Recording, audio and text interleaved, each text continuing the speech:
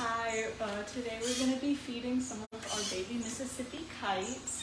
We just got our first couple in a few days ago, and we currently have 4 little babies. And it's time for them to start eating.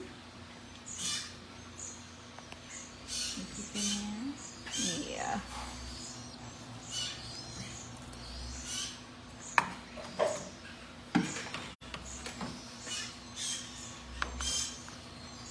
Katie, these guys are pretty tiny. Do you know like, how old they are, or do we have a guesstimate on like?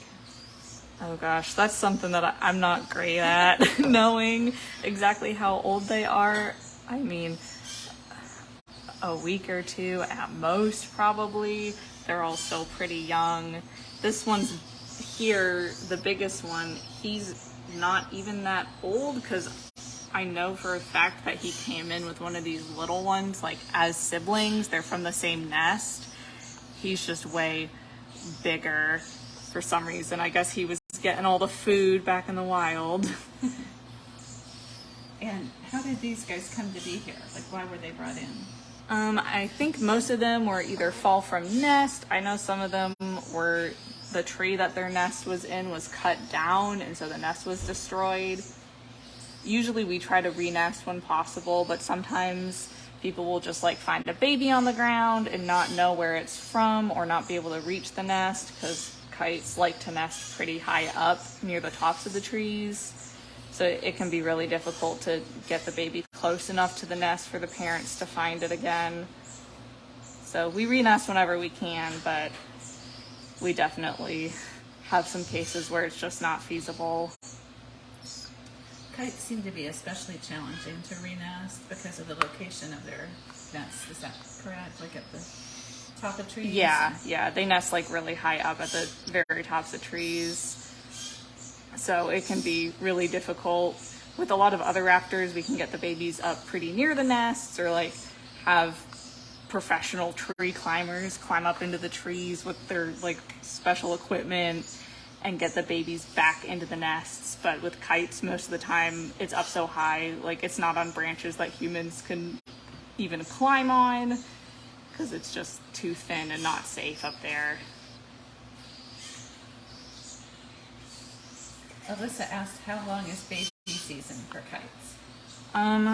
We will be getting kites in all the way through like September, because that's the time that they start migrating down to like Central America and into Mexico.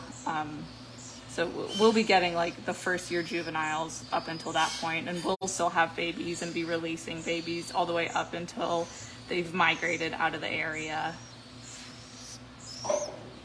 And these guys are kind of unique for raptors in that they nest at this time of year. A lot of the hawks and owls that are here, year-round, nest much earlier in the season. So having raptor babies at this time of year is kind of unique for us, although it happens every single year for Mississippi kites.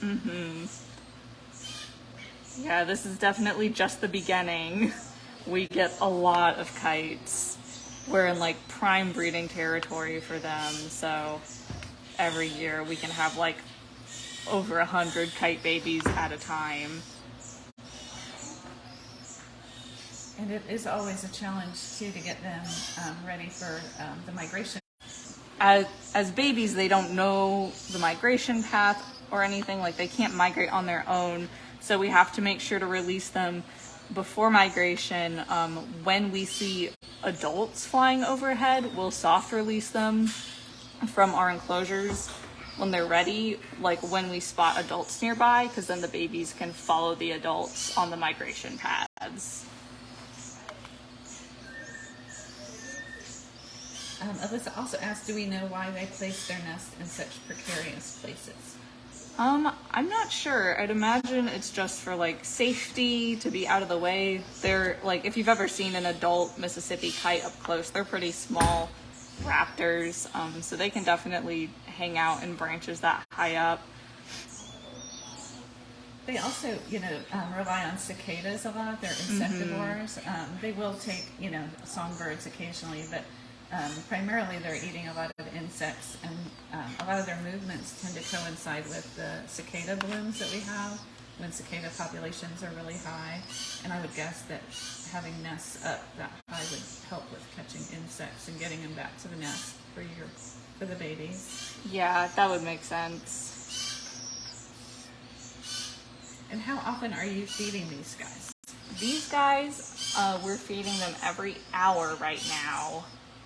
Once they get a little bigger, they can go down to every 2 hours and then down to 4 times a day. Since these are such little babies, and they're still pretty new, they've all only been here for a couple of days. We wanted to get food in them as often as we can to make sure that they're doing well and gaining weight as they should be. And do they eat very much at a time, or just a little bit frequently? I find it kind of depends on the kite, like each individual. Some of them will eat a ton at once and then have like a super full crop for the next couple feeds, to the point where we like can't feed them anymore until they empty it out. And some of them just eat little itty bitty bits at a time. And they are currently in an incubator. This is one of our bird incubators. We have several in here that we use for baby songbirds, and in this case, baby kites.